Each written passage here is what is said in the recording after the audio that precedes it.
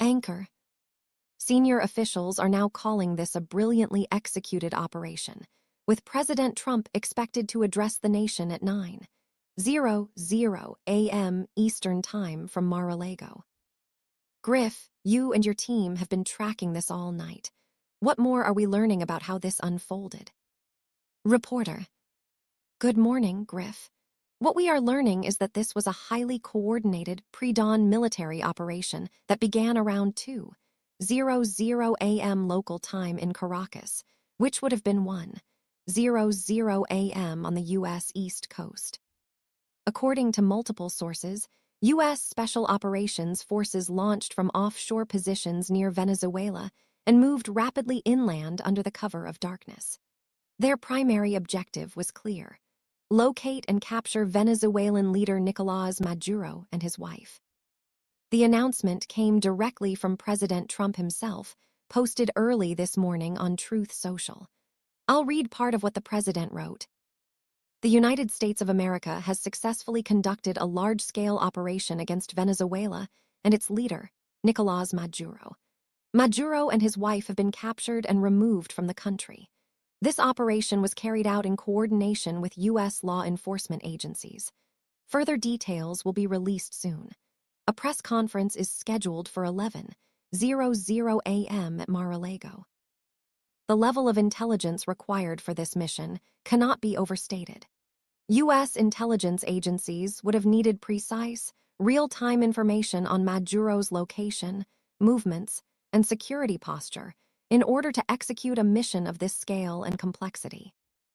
Throughout the night, multiple airstrikes were reported across Caracas, targeting Venezuelan military installations believed to be loyal to the Maduro regime.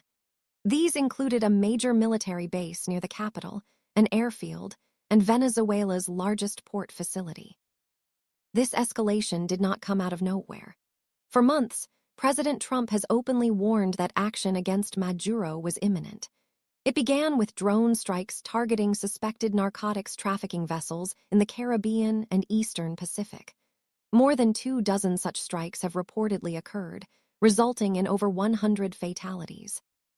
We also saw U.S. forces seize oil tankers that the Trump administration claimed were financially supporting the Maduro government. That move effectively cut off a major revenue stream for the regime. Repeatedly, President Trump made it clear that Maduro had to step aside. Despite those warnings, Maduro remained defiant, even as the president publicly stated more than a dozen times that strikes on Venezuelan soil were possible. Just days ago, the president confirmed that the CIA had carried out a covert strike along Venezuela's coastline, destroying additional vessels tied to drug trafficking networks. While rare, this type of operation is not without precedent. The closest historical comparison would be the 1989 capture of Panamanian leader Manuel Noriega. What's striking is that we hadn't seen or heard from President Trump for nearly 2 days leading up to this operation, reminiscent of previous moments where silence preceded decisive military action. On New Year's Eve, a reporter asked the president what his primary goal for the coming year was. His response was a single word: peace. For Nicolas Maduro, that peace never came. Before his capture, Maduro reportedly gave an interview, astonishingly conducted from inside a moving vehicle, where he appeared to plead for a deal with the United States, centered largely around oil. Many American oil companies were expelled from Venezuela years ago, and President Trump has recently reiterated that he wants U.S. energy interests restored. Anchor. Lucas, it certainly seems the window for negotiations closed. We're also seeing a statement this morning from Senator Mike Lee, who says he spoke directly with Secretary Rubio. The senator claims Maduro was arrested to face criminal charges in the United States, and that military force was used to protect those executing the arrest warrant, authority that he says falls under the president's Article II powers. Meanwhile, Venezuela's vice president appeared on state television demanding proof that Maduro is alive. That raises a critical question. Who, if anyone, is currently running the country? Reporter. That statement from Venezuela's vice president is notable because it indirectly confirms what President Trump announced earlier, that Maduro and his wife were seized by U.S. forces.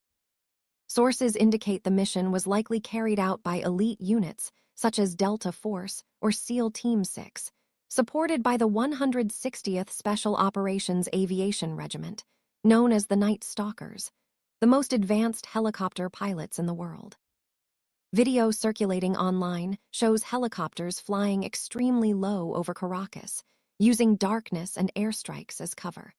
There are no reports of effective Venezuelan anti-aircraft resistance, suggesting the regime's defenses were either overwhelmed or neutralized early. I recently spoke with Elliot Abrams, the former U.S. Special Envoy to Venezuela, who described this moment as a final showdown between President Trump and Nicolasmaduro, one where there could only be one outcome. In the days leading up to the operation, a massive U.S. military presence assembled in the region. Nearly a dozen warships were positioned offshore. The USS Gerald R. Ford Carrier Strike Group was redirected from Europe to the Caribbean. That included assault ships, dozens of helicopters, strike aircraft, and F-35 fighter jets. Additional Air Force F-35s arrived in Puerto Rico, along with Marine Corps aircraft and KC-135 refueling planes stationed in the Dominican Republic. At no point did President Trump signal that he intended to retreat from his warnings.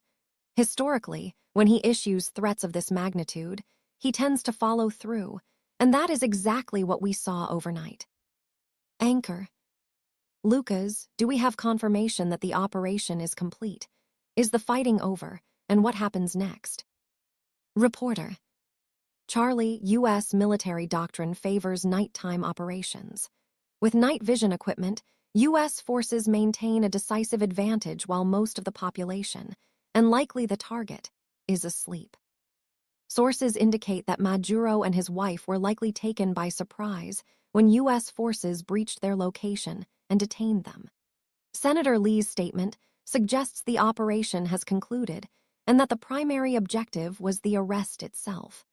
The airstrikes may have served as a diversion to ensure the capture was successful.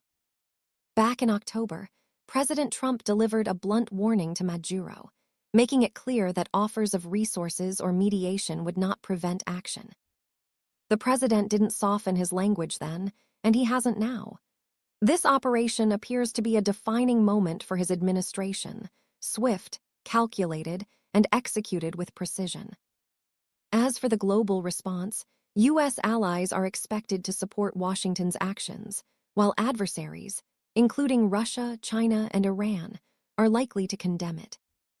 Just last month, Defense Secretary Pete Hegseth outlined a renewed focus on hemispheric security, referencing principles similar to the Monroe Doctrine.